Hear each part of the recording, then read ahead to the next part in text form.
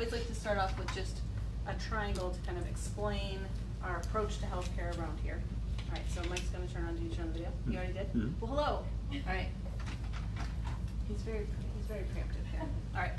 So I'm Dr. Shannon, for those of you who haven't met me before. And the doctor part of my name is because I'm a chiropractor. So, of course, I went to school for a really long time to learn about joints and bones and things like that. But I also do what's called nutrition response testing, so we do more of a holistic approach to health here in the office. So in addition to doing chiropractic, which I do, I also make recommendations on food and supplements, herbs, things like that to help people keep their bones and joints strong and healthy.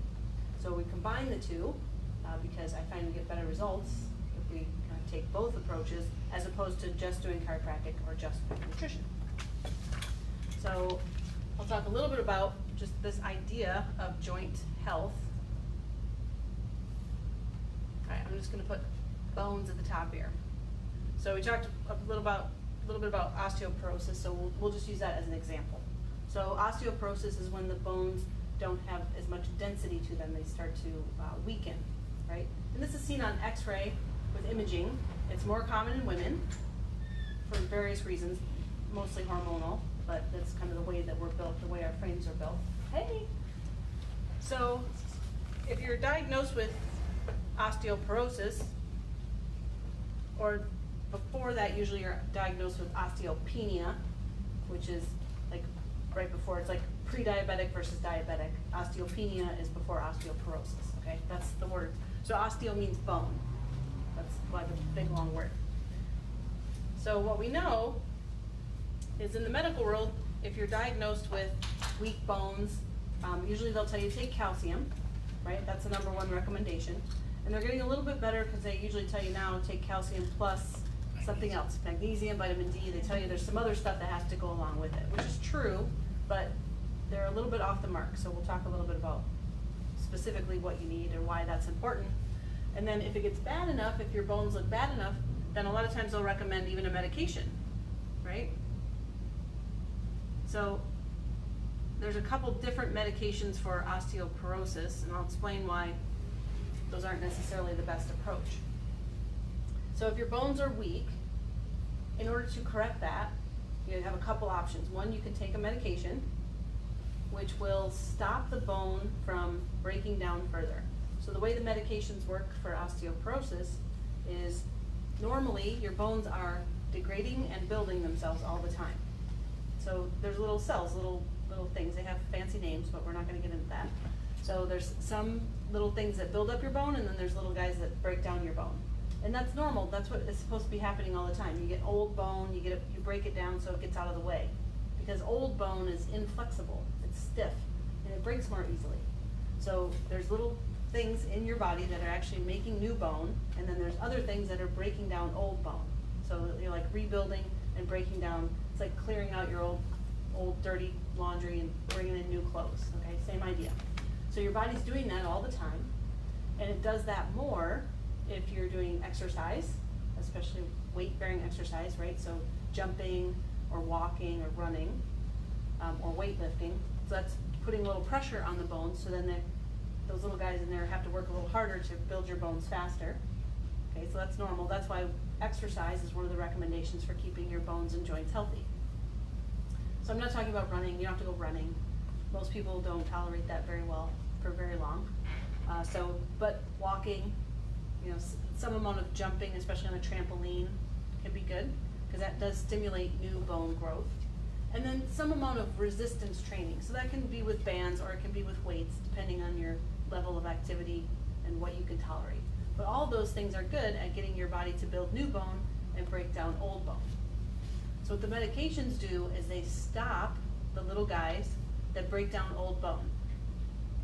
So there's these little guys in there, and they're like, they got their little, I think of cells as like little people. Like they're like, oh, I'm going to work today, I'm going to break down the bone. And so there's something that's like blocking, there's like a blockade, and it says, sorry, can't work today, road closed, you're not coming in this way.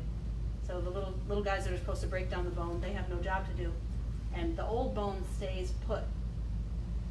So on X-ray or imaging, when they look at the bone after you've been on this medication, it looks like you didn't lose as much bone. It'll look a little bit denser, or it'll look like it's not getting less dense.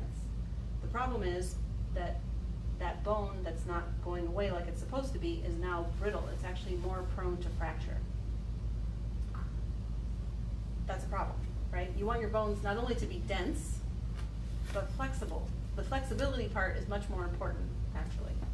So you can have less dense bones, but if they're flexible, then they can take pressure, so you can bounce when you hit the pavement instead of, right? Like, you want to bounce. You want to be really flexible like a bouncy ball. You don't want to be hard like a baseball. Those are going to crack. So the problem with the medications is that they keep that old bone there, and that makes you actually more fragile. So this is actually not a secret. If you look into the medication, and I'm not going to, my job here is not to discount all the medications. I'm just telling you it's really not the best approach. It's not as easy as taking a pill, because there's lots of side effects, including that your jaw can start to rot, and you can have major digestive issues, but also it predisposes you to fracture, which is a little bit kooky, right? Because you're trying to, obviously, if you're taking a drug for osteoporosis, you're trying to prevent fracture. So hip replacements are very common on people that are taking these medications, because the hip joint will actually fail. So I don't recommend them. I'm not a huge fan of medications, but that class of medications in particular is quite damaging. And more importantly, it's not solving the problem, right? It's not solving the problem of keeping your bones strong and flexible. It's just sort of putting a Band-Aid on it, right? So what we will try to do here is figure out, okay, well, what nutritionally could we do? Is there any deficiencies in the body? And how's that affecting the organs? So your bones are not really an organ per se, but the bone marrow acts like an organ. And then you have your thyroid gland and your parathyroid gland, other organs that affect your bone density. Prostate gland in men. So if someone has a prostate problem, if that organ is dysfunctioning, they will be deficient in certain nutrients or have an inability to get nutrients in and out of the bone, and that can lead to weakened bones or weakened joints, for that matter. So in women, it's more common to see thyroid. In men, it's more common to see prostate, but either or. We don't have prostates, so.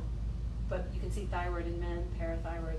So a hormone imbalance, these organs misfunctioning or malfunctioning, will create a deficiency in certain nutrients and an imbalance in the hormones, and then you'll actually get bones that weaken.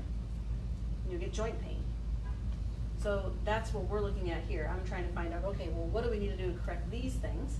And then the bones will just be strong. They'll stay strong. Your body will do what it's supposed to do, which is break down old bone, rebuild new bone, which is a better way of going about it. So when we talk about nutrients, calcium is one of the nutrients, but it's actually a small part of the equation. So as women, if you go to your conventional medical doctor at the age of 35, they tell you take, I don't know what the milligrams is, this ginormous amount of calcium. So the problem is that most of the calcium that's out there is not very absorbable, and your body doesn't quite know what to do with it. So it'll actually cause you to form stones or bone spurs. Has anybody heard of that happening to somebody? Kidney stones? Yeah. And so that's certainly, if it's not going into your bones, right, it's got to go somewhere else. Body's got to get rid of it. So that's not the best approach. Now, if you couple good quality calcium, so good quality calcium should come from real food. So there's some in plants, but there's a lot of it in bone from animals, right? So one of my favorite supplements for using to help people with calcium is it's made from bone. So it's made from animal bone, which is, broken down to a way that it's absorbable. So you can make bone broth. That's something we definitely advocate around here, right? So what you do is you take the animal bones, right, chicken or beef, whatever you like, and you cook them for a long period of time, a little bit of apple cider vinegar for the acidity, and it pulls the calcium and the minerals out of the bone. So then when you eat that, your body can actually take it and use it to rebuild your bones or your joints. That's a much better way to go about it than to take something that's kind of like cement. Unfortunately, the calcium carbonate, the things that are in some of those supplements. So it's not that calcium supplements aren't helpful, because they can be if you're lacking calcium and if you take the right kind. So around here, what I'm always trying to do is, well, what is that for each individual person, right? And actually figure out individually what somebody needs. So most of you have seen me do nutrition response testing before, or seen the muscle testing, but I'm gonna demonstrate it for those of you who haven't, and also because it's kind of fun. So Mike will come up to be my assistant. So we're using the example of bones. So I actually see people sometimes with broken bones too. So obviously they need nutrients to heal. So we can use that as an example as well. So if I'm testing anyone for anything, the first thing I'm gonna do is I'm gonna figure out if I can test him. And what I'm doing is I'm just using the muscle here in his shoulder as a measuring device. So when I push on Mike's arm, he can hold his arm up because he can make this muscle contract and he can hold it up. I'm not pushing very hard. And then in order to see which organ areas or which bone areas or joint areas are weak in his body, I can just touch those areas. And if there's stress already in an organ or a bone or a joint, his arm will go weak. That's his body's indication that there's something out of balance, that it needs some help. So let's just say, for instance, he doesn't have a problem, but let's say, for instance, that he has a problem with his wrist. He's having bone pain, joint pain, some sort of issue here, okay? Because it's easy to reach. So if I touch here, and I just kind of give it a squeeze, if this area is weak and in need of help, his arm will go weak. So that's just his body's way of saying, yeah, something's not quite right there. So we're measuring energy, blood flow, nutrients, electricity. So if there's a weakness there, then I can actually test different things, like calcium would be one of them. But I might check manganese or phosphorus. There's all kinds of different things that the bones need to be healthy. So it's in a little glass jar, this nutrient that's made from food, and if he holds it in his hand, if that's the thing that's gonna help his wrist, then when I come back here, his arm will now be strong. So his body will actually pick and choose which thing will help him the most. If this isn't good for him, then his arm would stay weak, and I would say, okay, well, this is a great product, but it's not for him, so I gotta find something else. So in this way, we can determine, is it calcium that he needs, or is it something like vitamin D, or phosphorus, or the other things that I mentioned, trace minerals. So there's all kinds, there's tons of minerals in the bone. There's also water, there's also protein. So that's another thing we can do from a dietary standpoint. We'll talk a little bit more about that. So what we're really measuring in this case, or what we're utilizing to do this testing, is the fact that the bodies are electric. They have electric energy flowing through them. That's how they can measure your brain waves with an electro, whatever the heck it's called. EKG is for the heart, and then what's the one for the brain? ECG? EEG, thank you. That's why I'm not a medical doctor. Okay. Too many abbreviations. So if I touch both ends of the stick at the same time, I can make this light up. And all that's doing is just creating a circuit, right? It's the electricity in my body that's creating a circuit. So if Mike touches that end and then he puts his other hand out like this, just that, then we're going to create a circuit together. Ooh, that was a good one. Thanks, Mike.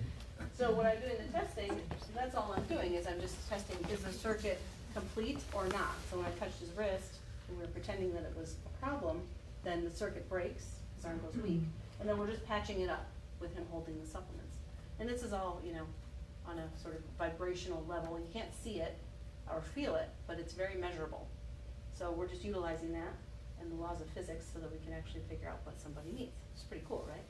Yeah. Very cool. You don't have to pee in a cup. No needles, right? That's everyone's favorite thing. And no expensive testing because it's real time and your nervous system will give us the information that you need.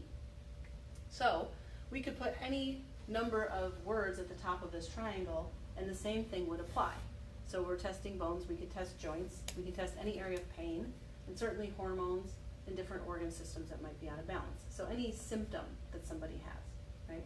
So a lot of people come to me with diagnosed problems, like osteoporosis is something you have it because they took a picture and they said, oh, you have osteoporosis, right? You don't necessarily have symptoms of it. Some people do, some people have pain in their joints and things like that. But we can handle that, even though that's just a word that kind of got assigned to a problem, or we can handle something that you have, like fatigue, trouble sleeping, things like that. Cool? All right.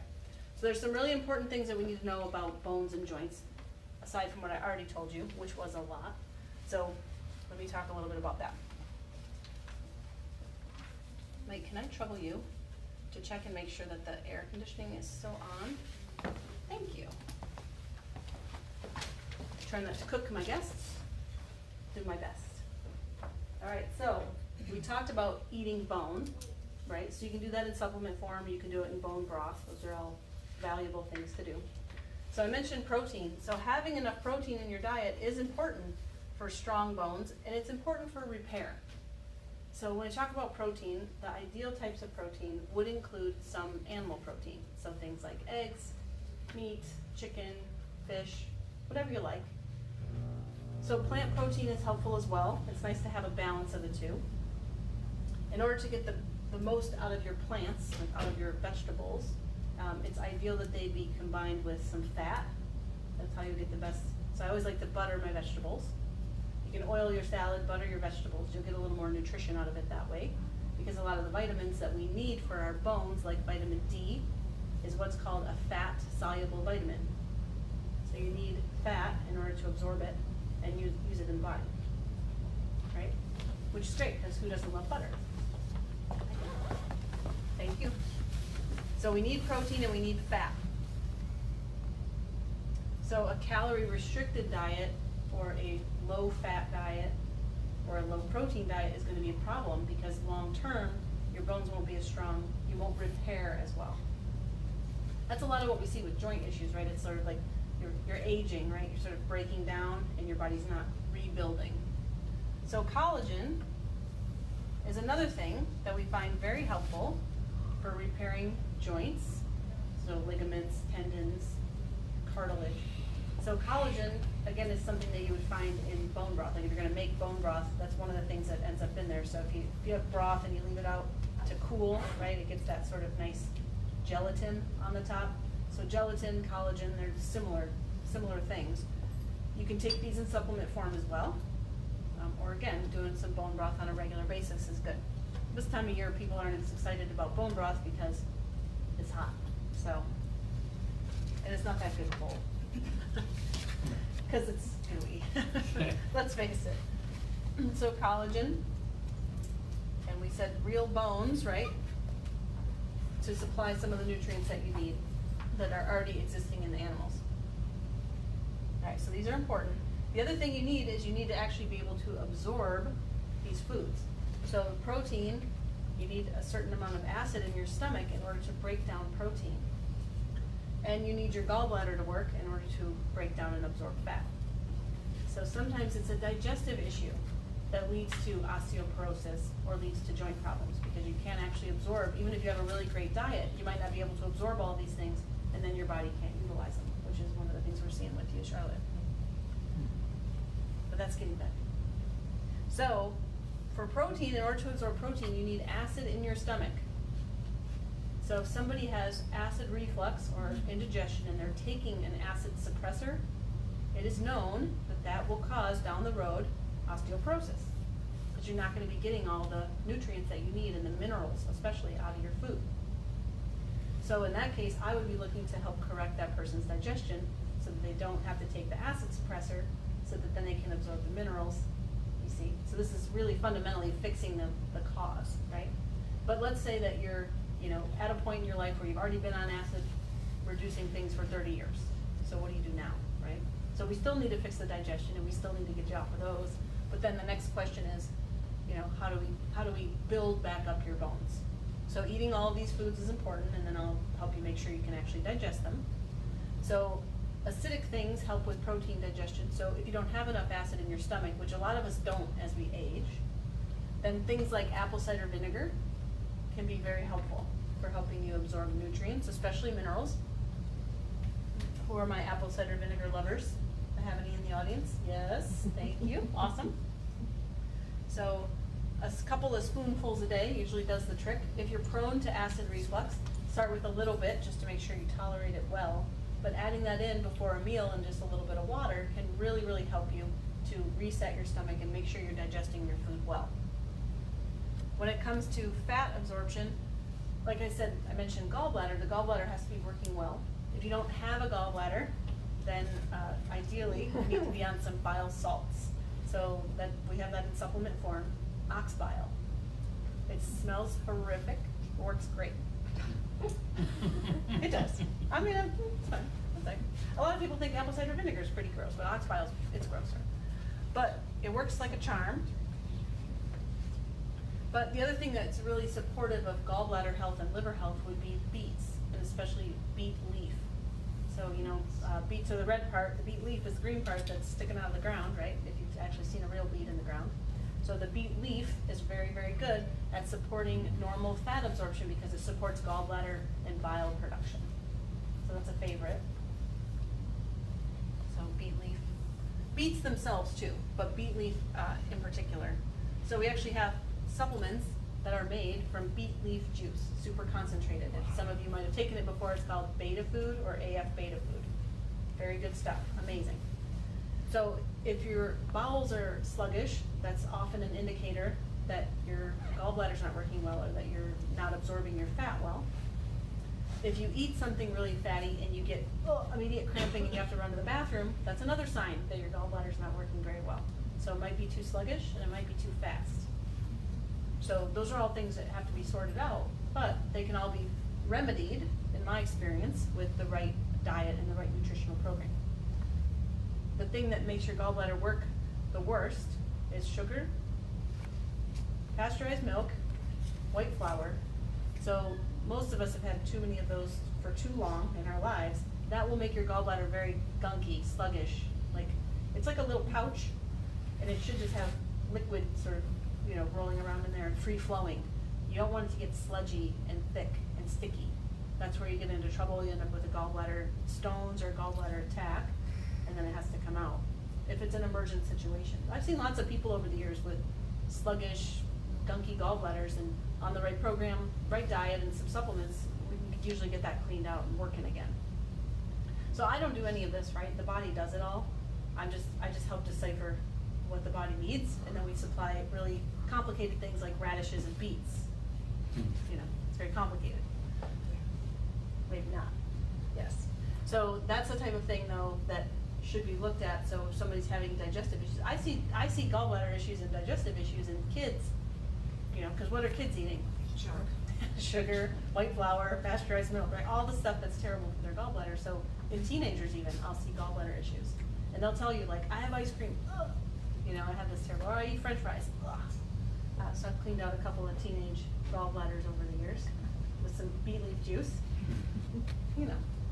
They don't really like to take the cider vinegar.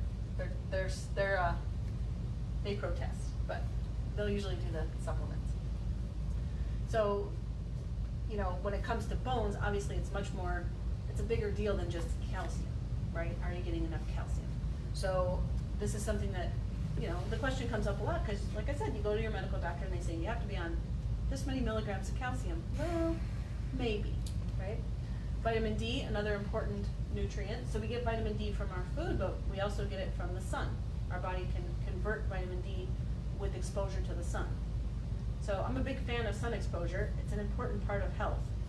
So we're rather solar powered. Okay? I'm not a big fan of getting burned and fried and peeling. Okay, don't do that. That's not good for anybody. But getting some sun exposure as much as you can daily, 10 to 15 minutes, is very important for keeping us healthy, keeping our bones healthy. So in the northern climates, we do have a higher likelihood of having issues with our bones because we don't get vitamin D. For how many months has it been now? Well, it's finally, 6. Sun's finally out now. Who's counting, right? Yeah. 6+ months. It can be dreary and cloud covered. So the Eskimos, they eat lots and lots of whale blubber and things like that, right? They're getting their fat soluble vitamins not from the sun, right? They're getting it from animal fat, so you can get vitamin D in that way. But making it from the sun is important. And then you can take vitamin D in supplemental form. It's rather popular these days. And vitamin D deficiency is serious, not just for your bones, but it does set you up for cancer development, things like that. So but you want to take vitamin D, so D3. Just a note on this, if you buy a product and it's fortified with vitamin D, it usually is vitamin D2, and that's not good. You don't want that one. You want vitamin D3. Vitamin D2 is the wrong kind, and it'll cause that same issue with the calcification and issues with the kidneys. So try to stick with D3 if you're looking at a product where it's added in. And you want to take this with vitamin K2. So some of the products now will have that in combination. So a lot of the supplements that I use with vitamin D have also vitamin K2. And vitamin K2 helps get vitamin D in and out of the tissue and calcium in and out of the tissue. So there's this balance that has to occur.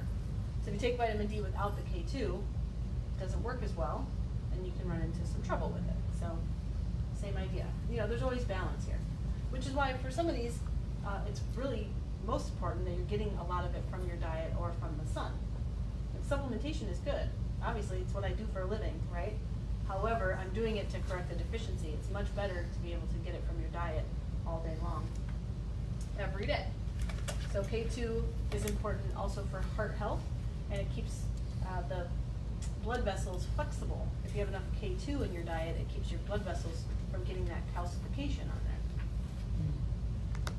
These statements have not necessarily been evaluated by the FDA. Okay? All right, good. I'm saying all kinds of things like on video. K2 in? What's that? What food is K2 in? Butter. Okay. Yeah. All right. Really good butter. Okay? Good quality butter. So that's where we want to find it. Is this helpful? Yes. About people with high cholesterol and butter. Yes. So that's a good question. So we talk about high cholesterol. So a couple of notes on that. First of all, cholesterol is a vital component to our health, and the reason it gets high in our blood, which high is a relative term, I'll explain, but if it's quote high in your blood, that's from too much carbohydrate in your diet.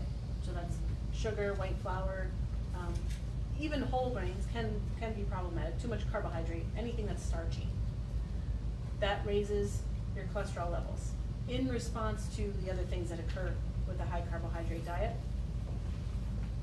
Eating cholesterol or eating fat, saturated fat, does not raise your cholesterol levels. I know this for a fact because many people over the years have switched from having a cereal for breakfast to eggs and bacon for breakfast, and their cholesterol always comes down. Is Plus heredity a factor? it's actual chemistry, yeah. Excuse me, is heredity a factor for It's a factor. cholesterol? It's a factor, but it's more environmental or dietary than it is hereditary. There are people that just always have a high cholesterol. I've seen that, and it just never comes down. But like I said, high, the word high is sort of relative. So in the medical world, they keep lowering the high number. Does anybody notice that? If you've been having your cholesterol checked for over 20 years, it used to be that the acceptable high level was in the 300s, 300-ish, 280, 270, they keep lowering the benchmark. So now if it's over 200, depending on the lab, some of them say if it's over 160 for your total cholesterol. What's the So reason for that? Keeps dropping. The reason for that. Pharmaceuticals? Yes. Pharmaceuticals. Yes, sells a lot of statin drugs. Yeah. Do you think olive oil is as good as butter? Olive oil is good, but you want to eat it cold or just warm, not cooking with it. But when it comes to fat, it's just different fats. So you need a combination of different fats. So you want avocado, olive oil, coconut oil, the good fats found in meats and eggs and cheeses. So those are all important in different ways. But they keep lowering the bar on this cholesterol, but it's not the cholesterol that's the problem with heart disease. It's inflammation that's the problem. So if you have high cholesterol and you have a lot of inflammation, then that might lead to an issue. Because the cholesterol is actually there to protect us from inflammatory processes. So what you want is a low carbohydrate diet that will help to lower your cholesterol, but more importantly, to keep your inflammation low. Inflammation is what causes the arteries to get clogged up. And it's not the cholesterol. So it's never been the cholesterol. The initial studies on that were flawed, and the research just got carried through. And you know, Lipitor's been the #1 selling drug in America for 20 years running. But are people healthier as a result? No. Opposite. No. Opposite. And when you block cholesterol production, when you take a cholesterol lowering medication, it actually weakens your bones, it weakens your brain, it weakens your tissue. So it makes you more frail, especially over a long period of time. It doesn't happen immediately. Some people it does. Some people take it and what do they get? Joint pain, leg pain, muscle cramping. So you'll have some immediate reactions in some. And there's very specific biochemical reasons for that, but the bottom line is, cholesterol is not the problem. Cholesterol is not the enemy. It's never been the enemy.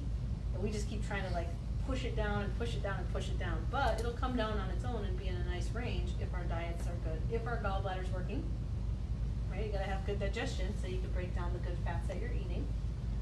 The other thing with that is the good cholesterol, right? So they talk about good cholesterol. In my opinion, it's all good, but okay, we'll play the game. So they'll give you different numbers when you get your cholesterol taken. So you have total cholesterol, then you have the HDL, LDL. So HDL is the good cholesterol. So if you take your total cholesterol number, let's just say it's 200 for ease of math. Okay, so let's say your total cholesterol is 200, and let's say your HDL, which is your quote good cholesterol, is 50. If that's the case, if you divide 200 by 50, you get 4, and 4 is a very low risk of heart disease and heart issues. That's on the blood work. They actually give that to you. Most medical doctors, some of them know that that's what that's about, and a lot of them kind of ignore it and they say, well, the total cholesterol is high, so we're worried about it. But this is more important. It's more important to see what the ratio is. And it's more important to keep your inflammation low. That's really the key. And a lot of times they're not really measuring inflammation, although triglycerides are part of that. So triglycerides is the other number that's often on your sheet. So triglycerides, these, if they're high, if they're elevated, if they're above 80, so I'll put greater than 80, you're probably having too much carbohydrates. So it's a way of measuring in the blood. I mean, you can measure blood sugar, right? That's another thing they measure. That'll tell you how many carbohydrates or sugars you're having or if your body's tolerating it well. But this will also tell you if your cholesterol levels might be elevated because of, and if your inflammation might be elevated because of too many carbohydrates. So just another thing to keep an eye on when you get your blood work. So people bring their blood work into me all the time and they say, my doctor said this is terrible. And usually I tell them, well, here's more how I would look at it. You know, you might want to look at it a different way. So it's not that just because you have high cholesterol, you know, you should be on a medication. It doesn't work that way. You obviously want to keep it in a healthy range and get everything balanced. It's all about balance. Nothing is one thing, right? If it was one thing, then we would all read the same book and then we'd all be, you know, we'd do the one thing and then we'd be healthy. I haven't found that to be very workable because we are all the same and all totally different, right? We have our unique health concerns even though essentially our biology is the same. So we know some things are true. What I know to be true is that a high carbohydrate diet makes people sick sooner or later, and that a lower carbohydrate diet with good fats and proteins keeps people healthy for the long term. That's true. How much carbohydrate and how much fat, I mean, that's more individual. But that's a generality, and I will stick with that. I stick by it. Okay, is this helping? Yes, okay, good. So I promised you I'd talk to you a little bit about joints. We've mostly talked about bones, but joints are similar. They're just a different type of tissue, and the same ideas apply. So in order to keep inflammation low, if you have joint pain, pain is inflammation. So you can have inflammation that you don't know about inside your heart and the blood vessels and in your brain. You might not know. So trouble thinking clearly, brain fog, forgetting stuff, that's brain inflammation. That's a symptom of that.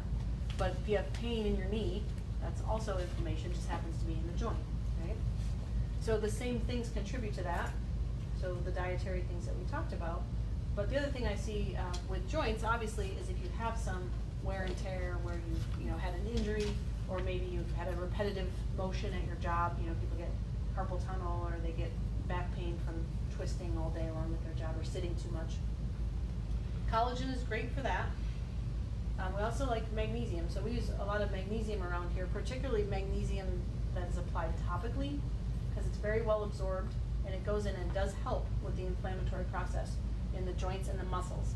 So magnesium, we use a company called Ancient Minerals. That's our favorite company. So magnesium oil, we have it in lotion form. So applying that to an area of muscle spasm or joint pain is very helpful. And there's some, from a pain relief standpoint, there's some things that we do with oils, like essential oils and things like that. But to really fix it, you want to make sure you have the right amount of minerals, good fats, good protein. Right? These are all important. Hydration is also very important. So you can get a lot of pain, stiffness, inflammation just from not having enough water. So I don't believe that every person needs to drink half their weight in water. Some people do better with that. Some people will just pee all the time. So I don't know which one you are, but you have to actually be able to absorb the minerals. So you have to be eating salt, good quality salt, and that's how you're actually gonna absorb some of the water and utilize it. So if you just drink and it just goes right through you, you're probably having either too much water or not enough salt with it. So that's something to keep an eye on.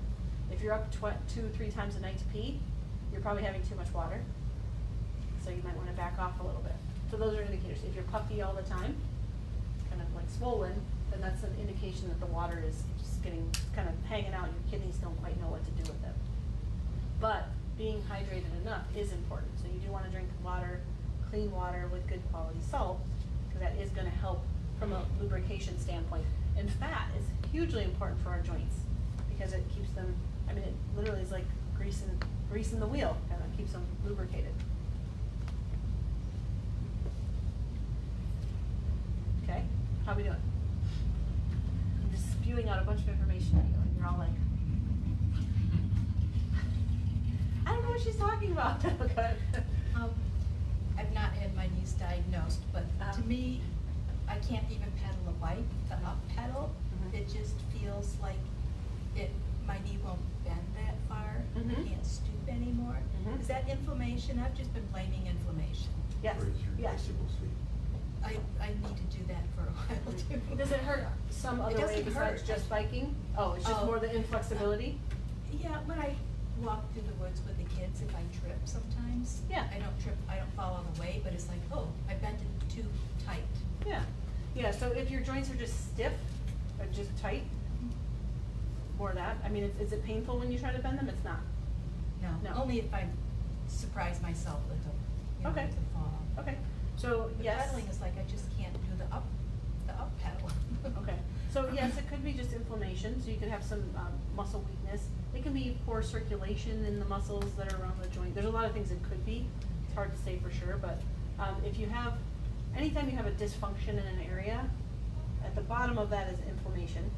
That's why we talk about, keeping your carbs low and having adequate fat and protein.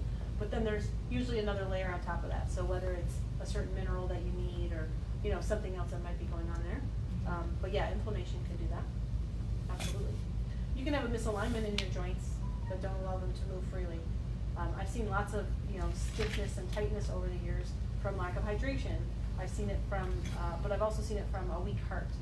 So there's different, for everyone, there's maybe a little specific answer, but these will still apply to you. Are you doing all these things? That's why I'm Mostly. surprised I'm not getting. That's why you're, yeah, right, so there's probably something else underlying it.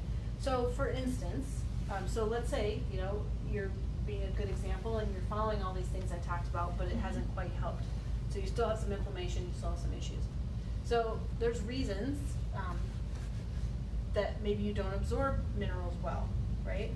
You can have the wrong kind of minerals in your body. So one of the things that we look at and pay attention to around here are toxins, like metals. So you can have a toxic metal in your body, an accumulation of a metal that shouldn't be there, like too much aluminum or too much mercury, too much arsenic, lead. Those are all things that are in our environment, in our drinking water. They're in medications, they're in our food supply, so we get exposed to them. And on some level, your body can clean them out, because if it couldn't, we'd be in trouble, right? We wouldn't be talking, we wouldn't be sitting here having this conversation, because we're exposed to these things all day long. But at some point, you may have a problem where it's accumulated and your body doesn't quite have the tools to get rid of it. So you can have the wrong kinds of metals in the tissue, and that will stiffen the tissue. So then you might have to, figure out how do we get rid of the metal or the chemical, put in the good stuff that should be there. So that's a scenario that would make sense to me, because there's probably some underlying issue. Like I said, I've seen muscle cramps, like really bad muscle cramps at night, really bad leg cramps, be just circulatory. So the heart just needed some food. So the best food for the heart are really good quality B vitamins from liver, or nutritional yeast, and also heart. So eating heart is really good for your muscles. When we talk about organs, talk about bones, we might as well talk about heart, talk about liver.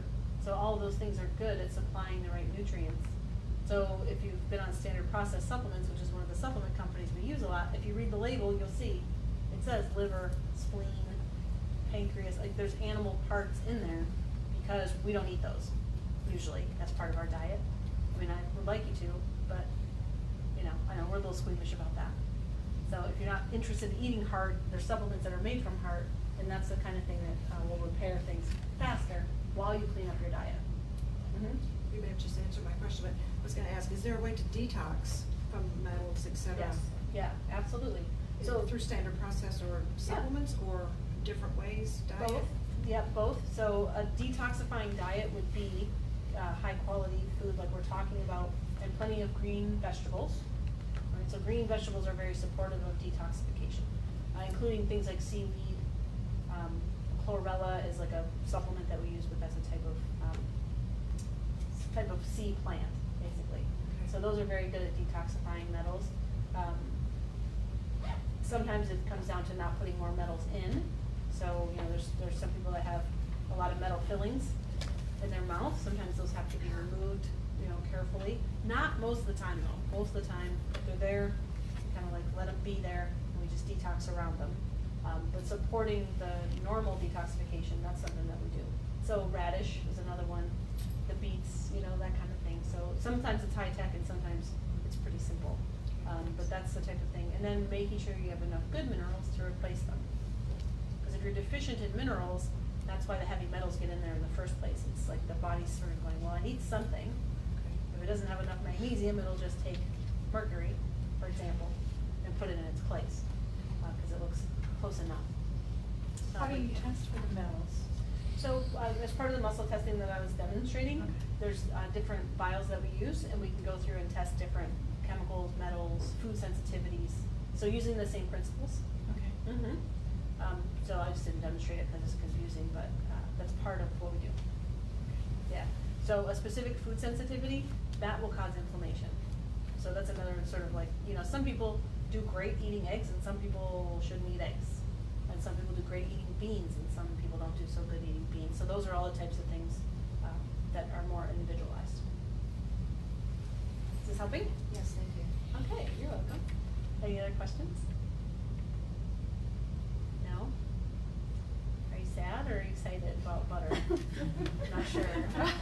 Excited about butter? Yes, All right, yes. good, all right, I get that, I feel you, okay, good.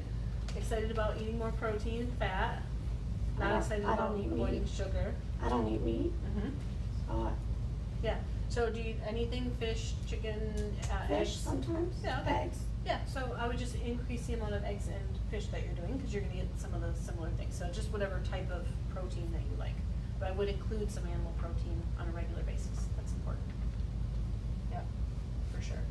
So you're probably not gonna be huge on bone broth, so in your case, you know, a supplement made from that might be more applicable for you. So are you talking more like a keto kind of diet? Depends. So a keto diet is very low carbohydrate and very high fat. So that's good for some people. It does help people lose weight quickly. It does bring cholesterol levels down quickly because you're not eating carbohydrates. So that's what's, you know, raising the cholesterol if it's high. So therapeutically, it can be good.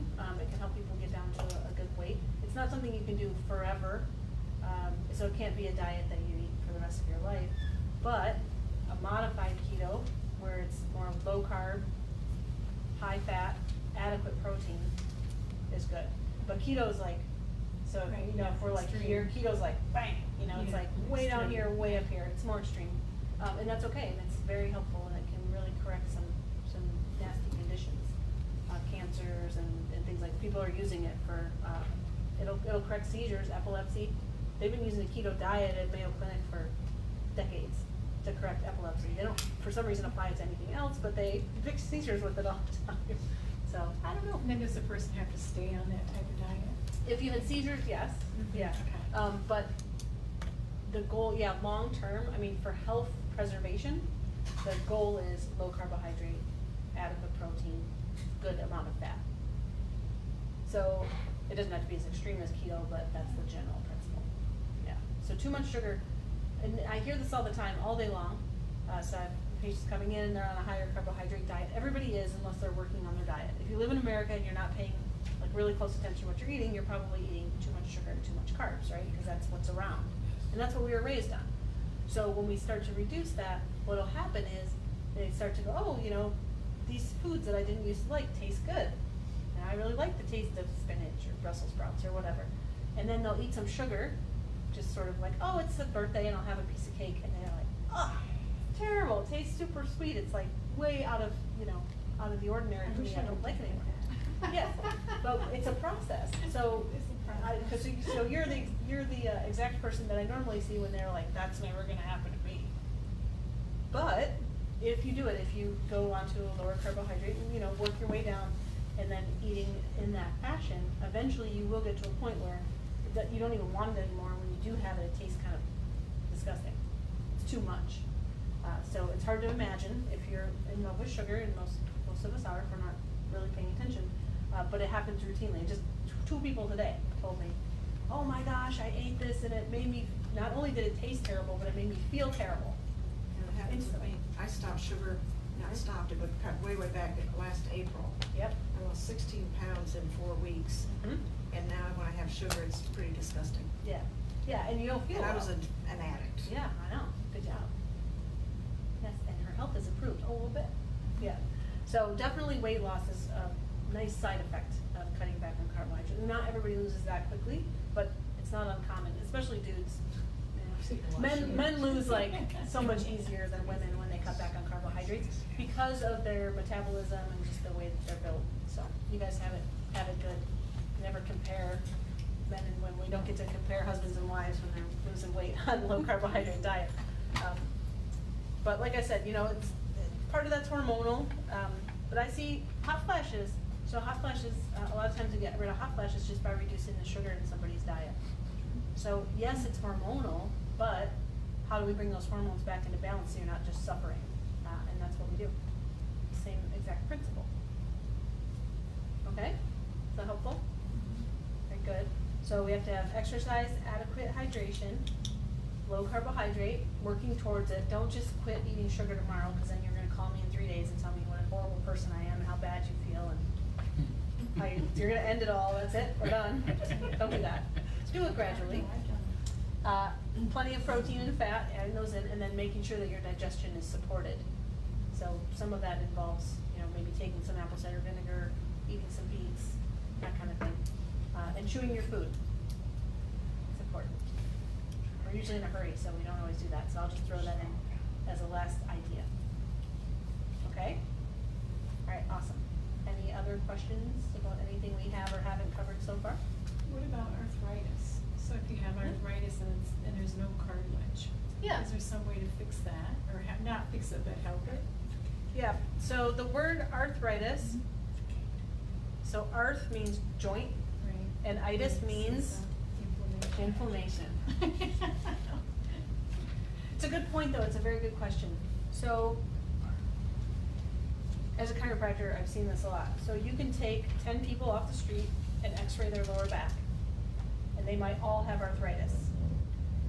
Now, not all of them have back pain. Maybe 3 of them have back pain. And it doesn't correlate with how bad the arthritis looks on x-ray. I do know that. You know that. So same idea with, you know, oh, there's nothing left in my knee, or there's In the nothing knee, left. yeah. Yep, it's the same thing. So it's still gonna be this. So yes, it is a thing that you can actually wear your knee down to where you have no cartilage and it has to be replaced. But oftentimes you can seriously improve the amount of pain and improve the function in that knee by reducing the inflammation. So those same principles apply. I've had plenty of people over the years say, oh my gosh, my knees are amazing, and then they eat something that they shouldn't eat, and then they're like, oh my gosh, my knees are terrible. I know you said that one time I came. You just had to hear it one more time, that's all. No. Sometimes you gotta hear it more than once. No, but, so, I mean, because if you go to the doctor and they recommend a knee replacement, Mm-hmm. but you're not in that much pain, Right. so Right. do you just wait? Do you? Well, it would be proactive, right? So if you know that your cartilage is breaking down, and they're saying, look, it looks bad. Right, yeah. Will you eventually get to that point? Probably, if you don't do anything about it. But there's lots that can be done. So all the things we talked about tonight would be things I'd be Okay. doing to maintain, and exercise being one of them. But not, you know, no pounding exercise, Right. right? Yeah, but weight bearing, so walking, exercise, with weights and bands and things like that. Okay. Yoga's great, Pilates is good, there's lots of things you can do to keep that flexibility and strength, definitely.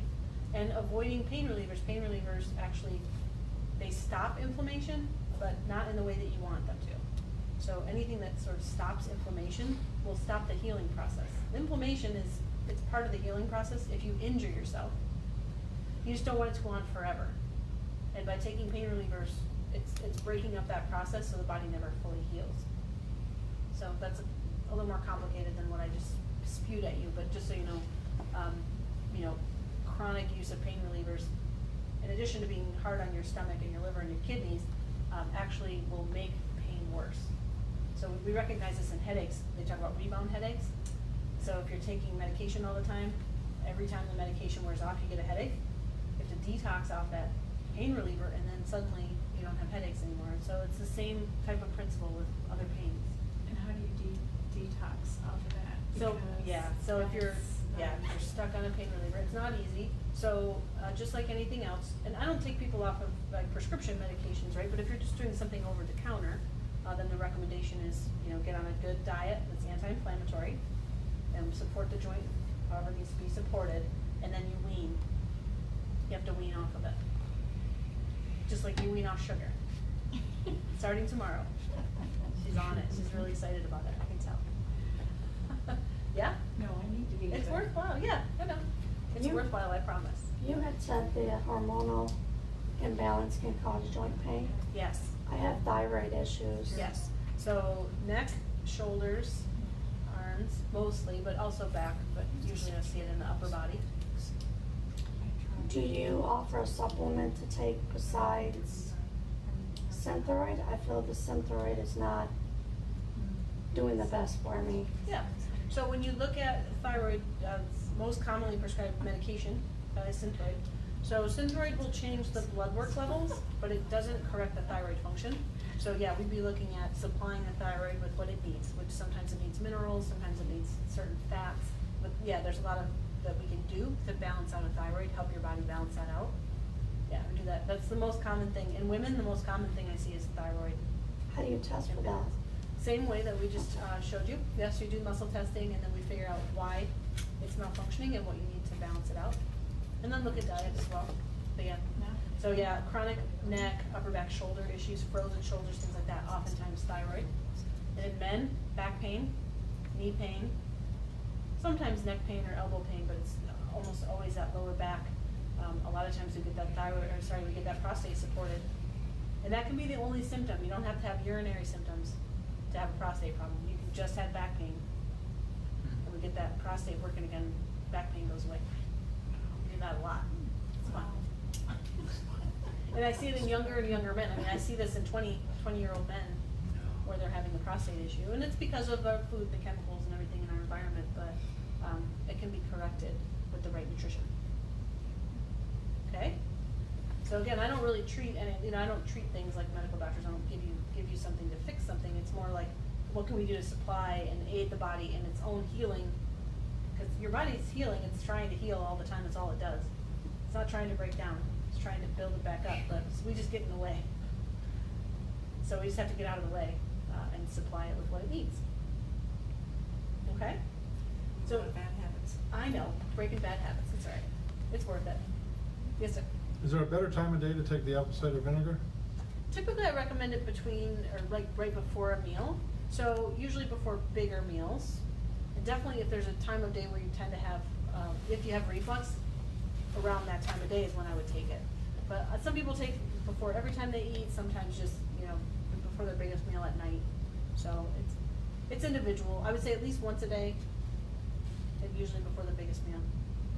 Some people really like it in the morning to just kind of stimulate the digestive system. So it's kind of personal preference, really. Did you say 1 teaspoon?